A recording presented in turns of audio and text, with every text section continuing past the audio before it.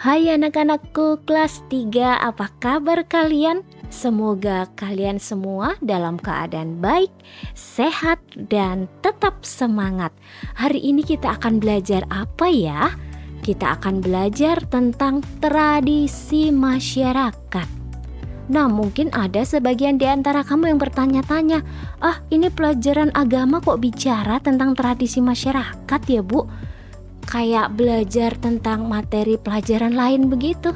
Nah, betul sekali anak-anak, kita belajar tentang tradisi masyarakat itu karena kita kan bagian dari warga gereja ini tidak terpisahkan dari masyarakat sekitar kita. Maka kita juga akan mempelajari tentang tradisi-tradisi yang ada.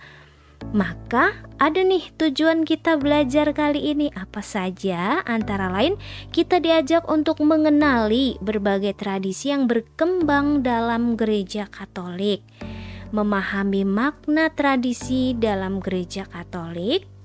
Kemudian juga kita diajak memahami dan mensyukuri tradisi yang berkembang di masyarakat sekitar kita. Dan akhirnya kita diajak untuk memiliki keberanian mengubah tradisi yang tidak menyejahterakan umat dan yang tidak mencerminkan karya keselamatan Allah. Yuk kita mulai belajar kita. Pastinya dong kalian sering mendengarkan kata ini ya, tradisi. Nah, kalau ditanya nih apa artinya tradisi? Pastinya kalian tahu dong. Tradisi artinya kebiasaan yang dilakukan sekelompok orang atau masyarakat tertentu sejak zaman dahulu, sehingga menjadi bagian kehidupan masyarakat tersebut dan diwariskan turun-temurun. Tradisi merupakan hasil atau produk budaya lokal yang memiliki nilai religius, sosial, seni, ekonomi, atau mungkin gabungan dari semuanya itu.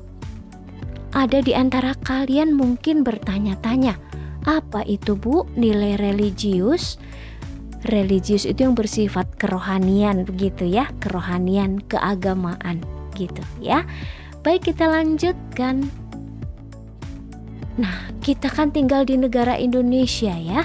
Indonesia ini memiliki banyak sekali suku bangsa, bahasa, dan adat istiadat yang mencerminkan keragaman tradisi yang ada. Sungguh luar biasa dan kita bangga sekali menjadi orang Indonesia. Wow, unik negara kita ini ya. Tiap suku bangsa memiliki kekhasan adat, kebiasaan, tradisi, dan kebudayaan di mana semuanya itu biasanya terungkap dalam bentuk bangunan rumah, pakaian, tarian, ritual-ritual, dan lain sebagainya. Masih banyak lagi. Sungguh luar biasa bangsa kita ini ya. Mari kita lihat beberapa dari gambar ini, pasti kalian tahu dong. Inilah beberapa rumah adat yang ada di negara kita. Sebenarnya masih banyak ratusan mungkin ribuan kali ya model rumah adat. Ada yang joglo, ada yang limasan, ada yang rumah betang, ada yang honai dan sebagainya. Nanti kalian bisa lihat juga dari berbagai sumber, banyak di sana ya contoh-contoh rumah adat yang bagus, indah, unik, keren ya. Dan ini juga nih ada beraneka ragam. Ini beberapa saja Ibu ambil tampilkan gambarnya ya. Sebenarnya masih banyak dan warna-warni dan indah. Ada baju daerah dari Sulawesi, dari Jawa, dari Sumatera Utara, dari Papua, Bali dan seterusnya ya. Nanti bisa kalian juga searching di mana itu banyak medsos yang bisa kamu akses untuk melihat contoh-contoh baju daerah ya. Berikutnya, ini dia. Ada nggak di antara kalian yang bisa melakukan ini nih, menari tarian daerah. Pasti ada yang pinter dong di antara kalian ya.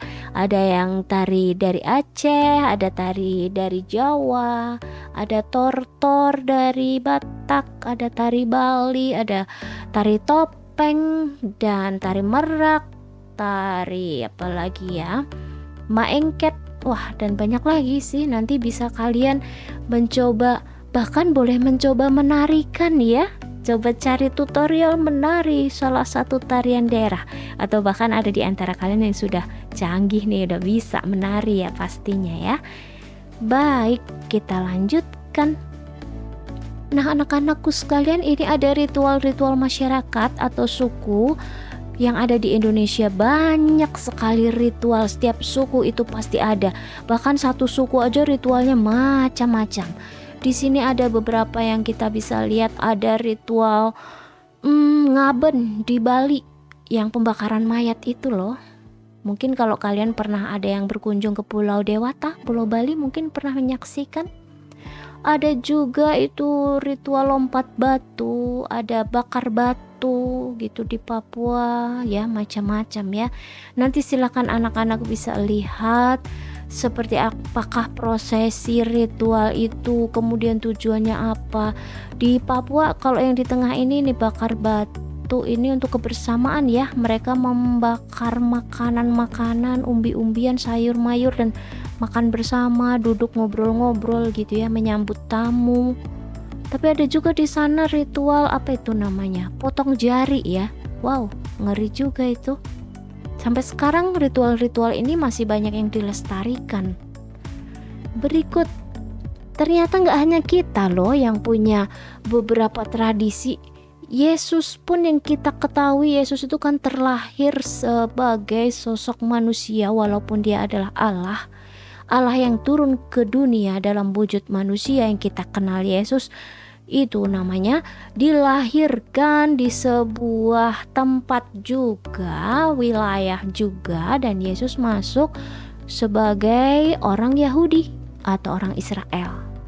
Nah, orang Yahudi atau orang Israel itu memiliki tradisi-tradisi yang juga akhirnya diikuti oleh Bunda Maria, Bapak Yusuf, dan diajarkan juga ke Yesus. Ini salah satu tradisinya ada di Injil Lukas bab 2 ayat 21-24. Kita baca bersama yuk. Dan ketika genap 8 hari dan ia harus disunatkan, ia diberi nama Yesus, yaitu nama yang disebut oleh malaikat sebelum ia dikandung ibunya. Dan ketika genap waktu pentahiran menurut hukum Taurat Musa, mereka membawa dia ke Yerusalem untuk menyerahkannya kepada Tuhan. Seperti ada tertulis dalam hukum Tuhan, semua anak laki-laki sulung harus dikuduskan bagi Allah. Dan untuk mempersembahkan korban menurut apa yang difirmankan dalam hukum Tuhan, yaitu sepasang burung tekukur atau 2 ekor anak burung merpati. Nah, itu tradisi yang pertama yang kita tahu. Anak berumur 8 hari dalam tradisi masyarakat Yahudi itu harus disunat dan diberi nama, lalu dipersembahkan di bait Allah. Seperti tadi, Yesus pun dibuat seperti itu sesuai tradisinya ya. Dan ini berikutnya ada tradisi apa lagi ya? Kita lihat dari kutipan Injil Lukas bab 2 ayat 41-52. Yesus pada umur 12 tahun dalam bait Allah. Seperti apa ceritanya? Kita baca bersama yuk. Tiap-tiap tahun orang tua Yesus pergi ke Yerusalem pada hari raya Paskah. Ketika Yesus telah berumur 12 tahun, pergilah mereka ke Yerusalem seperti yang lazim pada hari raya itu. Sehabis hari-hari perayaan itu, ketika mereka berjalan pulang, tinggallah Yesus di Yerusalem tanpa diketahui oleh orang tuanya.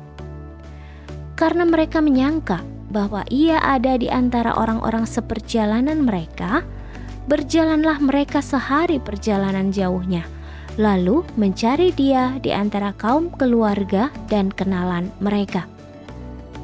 Karena mereka tidak menemukan dia, kembalilah mereka ke Yerusalem sambil terus mencari dia. Sesudah 3 hari mereka menemukan dia dalam bait Allah. Ia sedang duduk di tengah-tengah alim ulama sambil mendengarkan mereka dan mengajukan pertanyaan-pertanyaan kepada mereka. Dan semua orang yang mendengar dia sangat heran akan kecerdasannya dan segala jawab yang diberikannya. Dan ketika orang tuanya melihat dia, tercenganglah mereka. Lalu kata ibunya kepadanya, "Nak, mengapakah engkau berbuat demikian terhadap kami? Bapamu dan aku dengan cemas mencari engkau." Jawabnya kepada mereka, "Mengapa kamu mencari aku? Tidakkah kamu tahu bahwa aku harus berada di dalam rumah Bapakku?" Tetapi mereka tidak mengerti apa yang dikatakannya kepada mereka. Lalu ia pulang bersama-sama mereka ke Nazaret. Dan ia tetap hidup dalam asuhan mereka, dan ibunya menyimpan semua perkara itu di dalam hatinya. Dan Yesus makin bertambah besar dan bertambah hikmatnya dan besarnya, dan makin dikasihi oleh Allah dan manusia. Demikianlah sabda Tuhan, terpujilah Kristus. Anak-anak yang terkasih, dalam bacaan yang barusan kita baca bersama, itu adalah salah satu perayaan besar bagi orang Yahudi. Setahun sekali mereka ke bait Allah nih, seperti ini nih bait Allah, keren banget ya. Ini terletak di pusat kota Yerusalem. Disinilah orang-orang biasanya merayakan Paskah Yahudi. Kalian masih ingat apa itu? Paskah Yahudi itu adalah sebuah perayaan keselamatan di mana orang-orang Yahudi atau orang Israel itu bersyukur karena dulu Allah menyelamatkan mereka, nenek moyang mereka, leluhur mereka dari perbudakan orang Mesir, dan biasanya mereka setahun sekali berkumpul lah di sini. Kalian tahu bait Allah ini dibangun oleh siapa dulu? Iya, pintar ya, ada di antara kalian yang tahu. Ini dibangun oleh Raja Salomo. Cukup lama loh, 7 tahun membangunnya. Karena besar, mewah, dan perabotannya di dalam itu, wow, luar biasa. Dari perabotan emas, perak, dan sebagainya, berharga semuanya. Dibuat begitu karena memang ya untuk Allah diberikan yang terbaik begitu ya. Tapi ini dulu pernah hancur loh, tapi kemudian diperbaiki lagi. Ya, menjadi bangunan bait Allah seringkali juga disebut kenisah. Jadi kalau kamu menemukan kata kenisah itu ya sama aja dengan bait Allah begitu, atau bait suci ya. Ini tadi kisah di mana Yesus ini umur 12 tahun bersoal jawab, berngobrol-ngobrol luar biasa dengan para alim ulama, mereka ahli-ahli Taurat, orang-orang Farisi begitu, yang secara mereka banyak tahu tentang ilmu keagamaan dan bertanya jawab dengan Yesus. Dan hebatnya nih, Yesus pada usia segitu bisa menjawab semua dengan fasih, dengan lancar, dengan luar biasa. Lu kok bisa? Ya, Yesus Tuhan gitu loh. Jadi Yesus tahu segalanya, luar biasa ya. Dan ini ketika Bunda Maria bertanya kepada Yesus dan mengajak Yesus pulang. Dan Yesus nurut juga ya kepada orang tuanya. Akhirnya Yesus pun mengikuti kedua orang tuanya untuk kembali pulang. Anak-anak semuanya, Yesus terlahir sebagai orang Yahudi, maka Maria, ibu Yesus yang juga orang Yahudi, mendidik Yesus juga dalam adat istiadat Yahudi. Setiap perayaan Paskah di Yerusalem pun Yesus selalu diikutkan untuk menghadiri perayaan tersebut.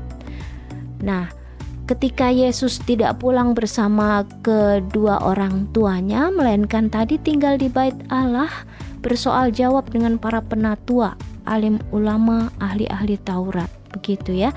Yesus itu ingin mengajak banyak orang untuk taat terhadap hukum Taurat yang murni, bukan hukum Taurat yang dibelok-belokkan tujuan aslinya oleh banyak orang pada masa itu ya. Perikop kitab suci ini menunjukkan bahwa Yesus dan kedua orang tuanya sebagai bagian dari masyarakat Yahudi juga menaati tradisi Yahudi. Sehubungan dengan tradisi masyarakat yang ada, bagaimana sikap kita? Nah, ada dua hal yang cukup besar. Yang pertama, kita diajak untuk melestarikan dan mengembangkan jika tradisi itu baik, berguna, dan membawa keselamatan bagi banyak orang dan sesuai kehendak Allah. Tetapi ada juga beberapa tradisi yang mungkin perlu ditinggalkan. Contohnya itu tradisi potong jari yang ada di Papua sekarang tidak semua orang melakukan. Kalian tahu ya, tradisi potong jari itu yang dilakukan oleh para perempuan Papua kalau ada orang yang dikasihi meninggal itu loh. Jadi dia akan memotong ruas-ruas jarinya itu dalam kondisi hidup loh, dipotong pakai pisau tajam begitu. Wah, itu kan menyakitkan sekali ya. Dan itu sekarang ini menurut salah satu sharing seseorang yang pernah sharing dengan Ibu Nia, sekarang masih ada sih tradisi itu, tetapi tidak semua orang melakukannya. Dan itu dulunya biasanya melakukan perempuan ya, jarang yang laki-laki melakukan. Nah, anak-anak sekalian, tradisi itu yang kurang baik ya tidak apa-apa kalau kita tinggalkan, apalagi kalau itu tidak membawa keselamatan, kebaikan bagi banyak orang, ya sudah, bisa istilahnya ditinggalkan saja begitu ya. Tradisi itu muncul dalam sebuah kebersamaan, dalam sekelompok manusia begitu ya. Dan tradisi sebagai sarana untuk apa? Mempertahankan kebersamaan, menandai identitas sekelompok orang. Anak-anak, Tuhan Yesus datang tidak hanya untuk mempertahankan tradisi masyarakat, tetapi juga untuk menyempurnakan dan memperbaharui. Nah, demikian juga kita diajak oleh Tuhan Yesus, ya kita pertahankan tradisi-tradisi yang baik, kita sempurnakan menjadi lebih baik, dan kita perlu perbaharui kalau memang itu sudah tidak baik lagi, kita gantikan dengan yang baik begitu. Anak-anak, selamat menemukan tradisi yang baik ya yang ada di sekitar kalian. Di rumah kalian pun pasti dong ada tradisi-tradisi baik kan. Misalnya nih orang tua mengajarkan kepada kamu untuk membiasakan diri istirahat yang cukup dengan tidur siang, atau tradisi untuk makan makanan yang sehat, makan sayur dan buah, itu kan sesuatu yang baik ya dilakukan tradisi itu ya. Baik, terima kasih untuk anak-anakku semuanya yang sudah menyimak pembelajaran kita tentang tradisi masyarakat ini. Semoga bermanfaat ya. Dan selamat menemukan tradisi-tradisi baik lainnya dan lestarikan jika itu baik ya. Sampai ketemu lagi dalam pembelajaran berikutnya. Tetap jaga kesehatan, rajin berdoa, dan semangat selalu. Tuhan selalu memberkati kalian. Amin. Terima kasih anak-anak. Sampai ketemu lagi.